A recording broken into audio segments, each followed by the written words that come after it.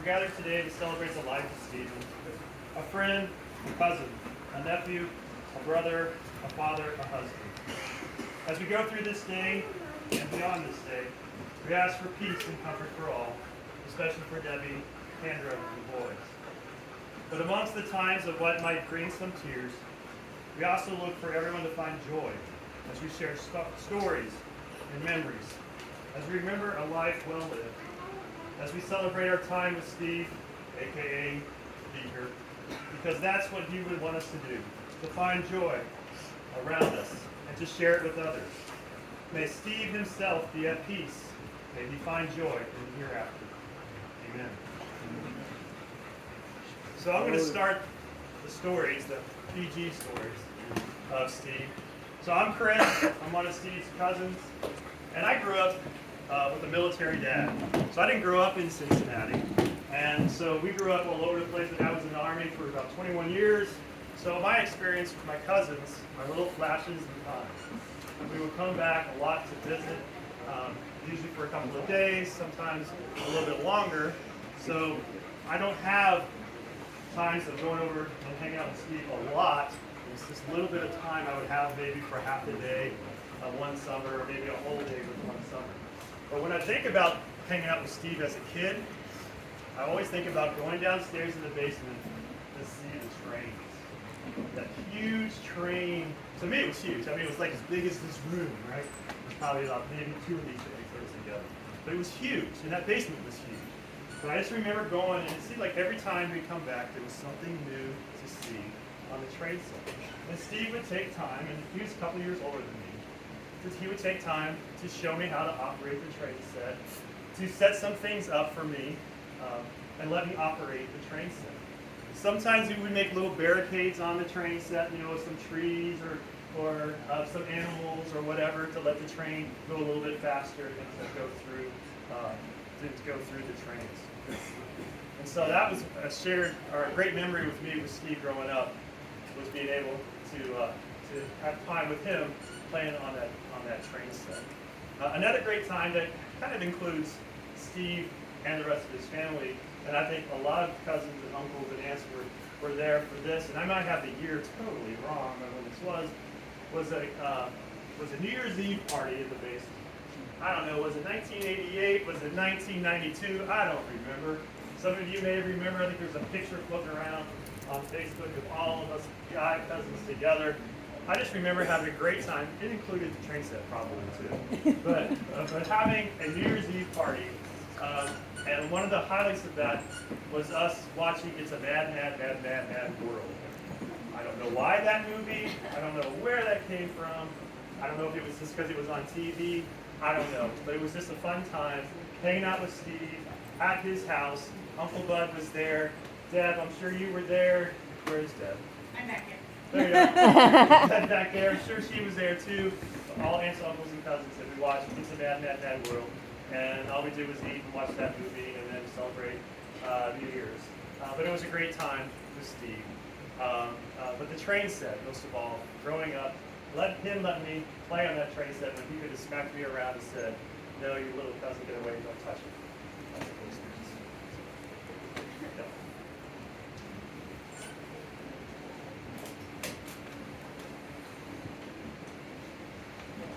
See, not too many PG versions. Anybody else would like to tell a story about Steve? I was saying the same thing. We have no PG stories. Okay, Angie? So first of all, I'd like to say thank you, everyone, for welcoming us and doing this. And we're all so happy to be here to support you, love you, boys. You don't know us because we don't see the lakes very often. And I'm also going to say to my other cousins besides Chris, cowards for not coming up here and saying anything. So you laugh now. But we had a really close family for a very long time. When our grandmother was alive, there was nothing better. We were so close. We were all so close. And it was unfortunate when she passed that the family kind of fell away a little bit. That happens. It's very sad that happens. guys as well as we should. So it's very sad. But I can tell you this, for then, we had a blast. We had so much fun together. We would run through those woods. Oh my gosh. We would have Easter and Christmas and all the fun holidays. We would all be together, and we had, it's cousin love, right? You remember how you love your cousins? They're your first friends.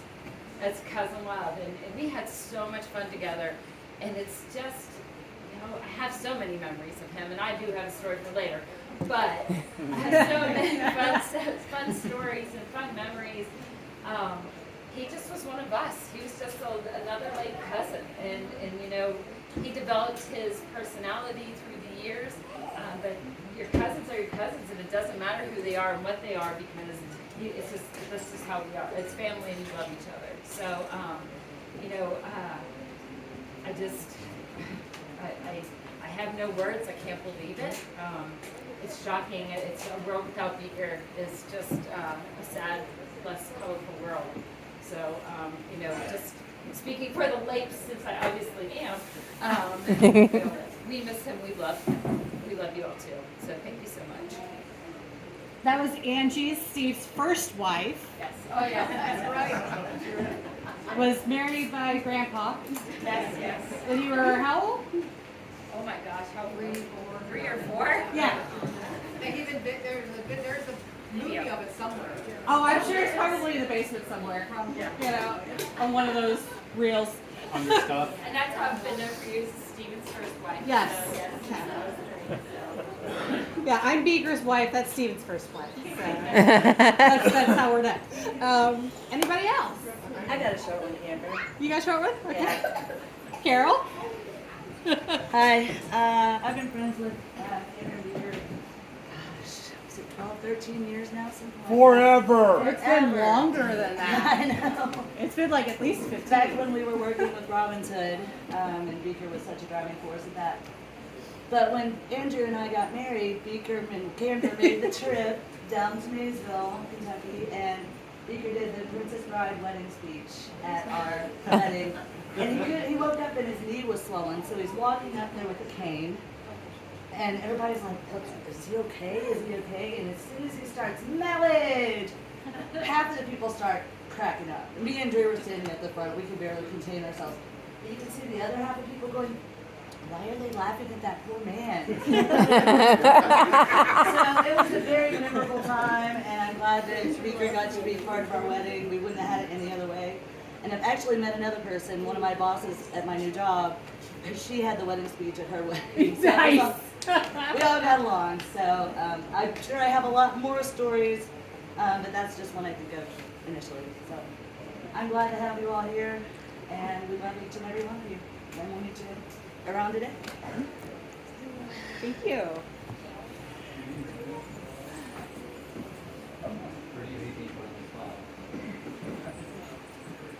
Do you want? Do you want?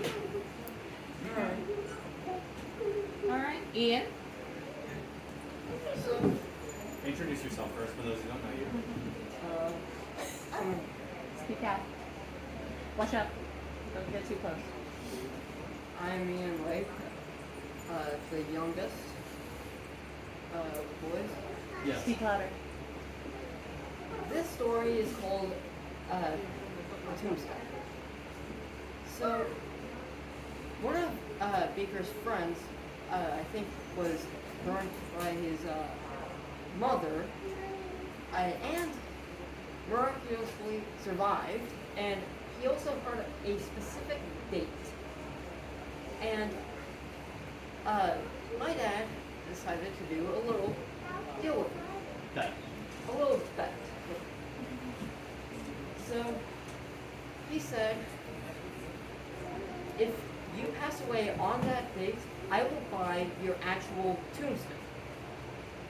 But if you survive on that day, then we're gonna have a party with tombstone pizzas. That day came along, and they had a party with tombstone pizzas. They had sodas, they had beer, they had a good time. Of course, they invited some friends over. So, All right, thanks, babe. a little short story. Which just goes to show that Stephen was always one to encourage people to move forward and to not focus on something that may or may not happen. So, I kind of second that thought. If you went to an event and Beaker was in the house and you were a little on the shy side, or kind of not really sure what you were doing there, all was well once Beaker found out who you were. yeah. Just quiet. Yeah, he definitely did not, there were never strangers with Steve. True. If he didn't know you, you were just a friend he hadn't met yet. And that definitely showed with his personality, the way he dealt with life. When we went on the Mediterranean cruise, I was like, there's no way he's going to know somebody here. Well, he didn't technically know this person. He started talking with one of the girls that was doing one of the shows. She actually is from Lebanon.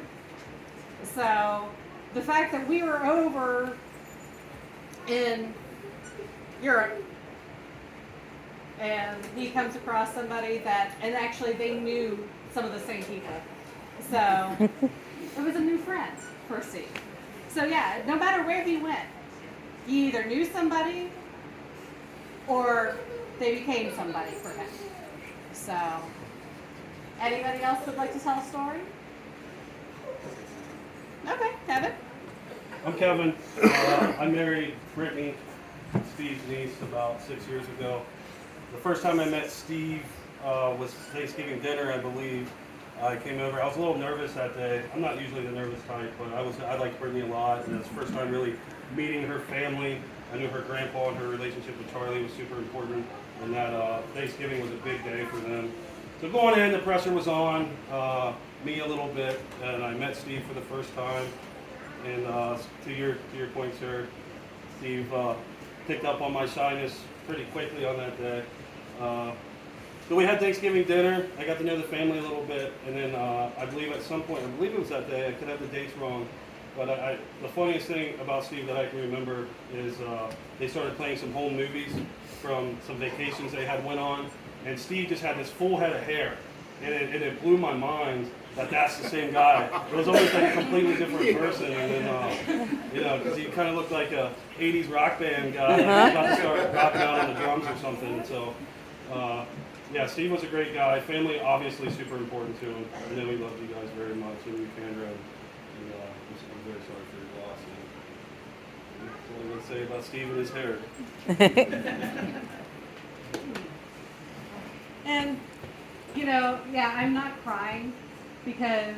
I'm not crying, you're crying. No, because honestly, Steve truly is with me all the time. I can actually hear him kibitzing. I don't know if it's because he's actually there or just because he talks so much. I know exactly what he's going to say. So, because you couldn't get a word in edgewise with him a lot of times. He suffered from CSU. Yes, CSU was his affliction. Can't shut up.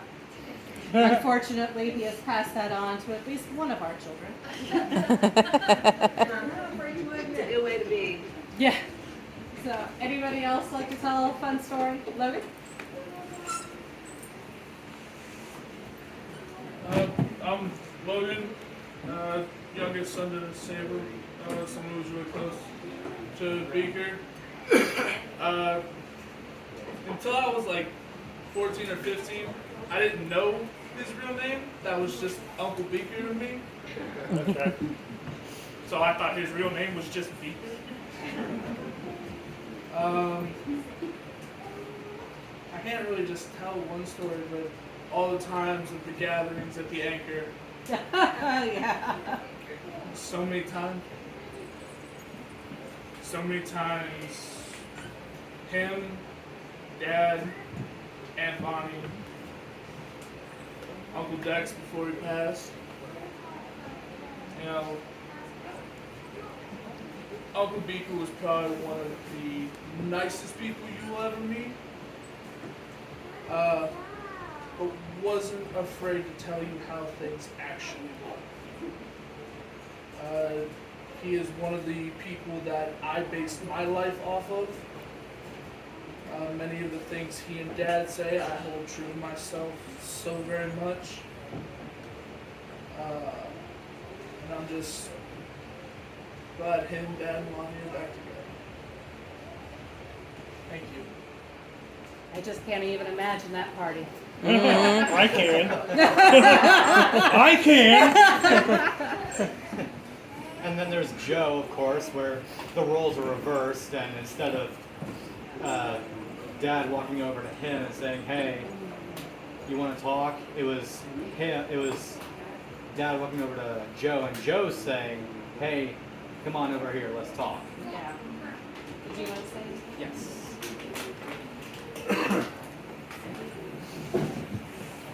Hello, salutations, and greetings, everyone. My name is Charles, aka Charlie Lape. I am Stephen's firstborn. Okay. Come on. Oh, you see the bee. Let's go. Anywho, I have so many things to say, some of which will be for later, for obvious reasons. A couple of things, though, that I can and will say at the present moment. I remember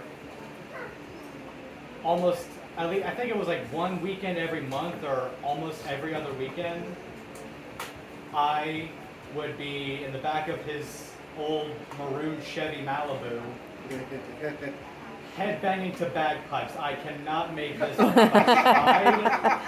I was in the back of his Malibu, headbanging to Scotland the Brave. He was driving. We were driving over to my Nana's. She's over there. And yeah, so I would headbang to Scotland the Brave every time. We had a cruise CD going. It was awesome. Another story. One time, he was working the night run. And he was working really, really late during that night run one night. Did I say one night twice? I don't know.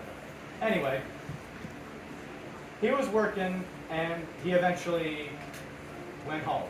He was driving home down Route 50, Interstate Route 50, and all was going well. Driving a steady 50, down 50.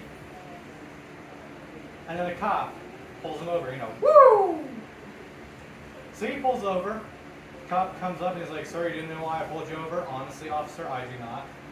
"Well, you were going 50 in a 45 zone. I think I know what happened." "What was that?"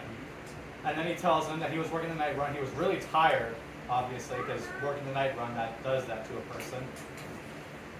And he told the officer, "I was working the night run, I'm tired, and I think what happened is I saw the Interstate Route 50 sign and thought 50 miles per hour." Officer understood that and said, "You have a good day, sir." Dad paused for a moment. My dad paused for a moment and he was like, "Oh wow." Officer was like, "What's that?" "It's a darn good thing I wasn't on 128.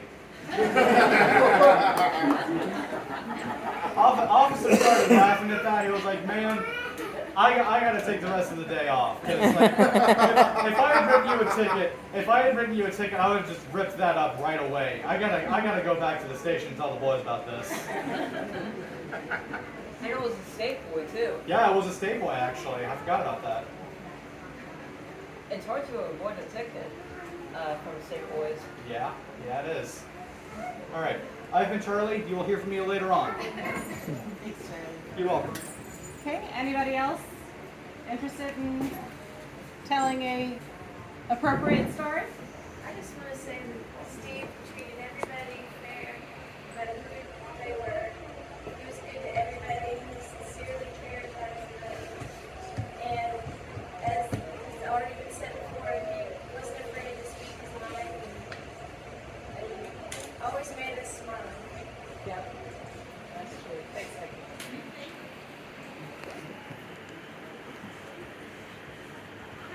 I have another story. Okay, well, let's see if anybody else who hasn't gone yet wants to go. Okay? Anybody else? Kayla? Or Kelty? Or other names that are after Yes. So I'm Kayla. I'm going to try and hold it together. That 10-year-old back there broke my emotional button, so I tend to cry every time I feel it. Whatever. Never had emotions before that. So I met a different Beaker. When I met him, we were on Yahoo Chat. Yeah, I don't even know if that still exists. I was trying to explain to my son last night what a chat room was. And then instead of gamer tags, we had chat tags. So he was giving me a heart. And that was very accurate. Beaker was probably one of the gloomiest people I have ever met. But we became friends because, of course, you tell you like it is, and that's pretty much my personality. So, I was going through a divorce. It's a horrible time. This is pre-Kendra, by the way. He got me up here. He took me to a gathering. He introduced me to my new love of weed. But he did everything in his power when my world was crumbling to give me a foundation to build on. Because that's who he was. Even when he was at his saddest point, he was trying to help someone else out. But then, a couple years later, here comes Kendra. And she changed him. She gave him a spark. And with that spark came a voice. And he changed completely. Through his writings, all of his poems, everything became happier. And he never lost that. So, to go from the gloomy Lark I once knew to the Beaker that I came to just randomly chat on Facebook when I found a good Beaker man. We've been friends for so long I can't count the years. I'm sad that life got in the way. I can say that I never knew a Beaker without Lonnie, and now they're back together. So, that's my little story. Pause. Pause? My turn. Okay, Susan. Yep. My turn. Hi, y'all. I was here early. I'm Susan. I know Beaker because at one point I actually dated Lonnie. So I got to know the twins well. And I know, I'm keeping it PG. I just want to make a point of Beaker's generosity. We've all seen it. I've known him 20 plus years, and there was never a time that he was not generous, whether it was his time, his money, his wish list closet, whatever he could do to bring joy to the world, he did. And I just want to ask everybody if you will try to do one thing in his honor to bring joy to someone else. And if we all remember to do that, he will consistently be in our hearts and in the world. That's all I got. Oh well.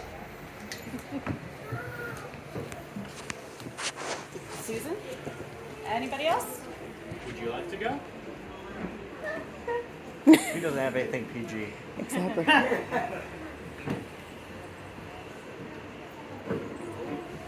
Okay, Ian will go one last time, and then we'll look at dinnerish. Yeah. Okay. Alright, so this is a story that most people know. The banana split of death. Careful, you're backing up too far. Yeah, you're hiking up towards that a little too much. So there are a couple of girls eating some okay, it was like a little Cafe. huh? It was a cafe. And it was at a cafe, and you know ice cream, right? I think it was something similar to that. Yeah, it was ice cream. Yeah. And my dad and Joe, the girls couldn't finish it, so then my dad and Joe absolutely destroyed it. And they were full completely because they could only the girls could only get like a quarter.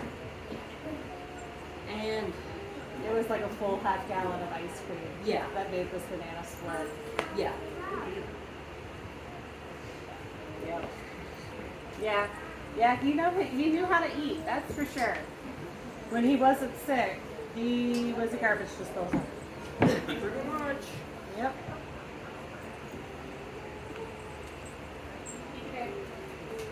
Alright, so if nobody else has any PG stories, I think we'll go ahead and get started on We need to grill first. grilling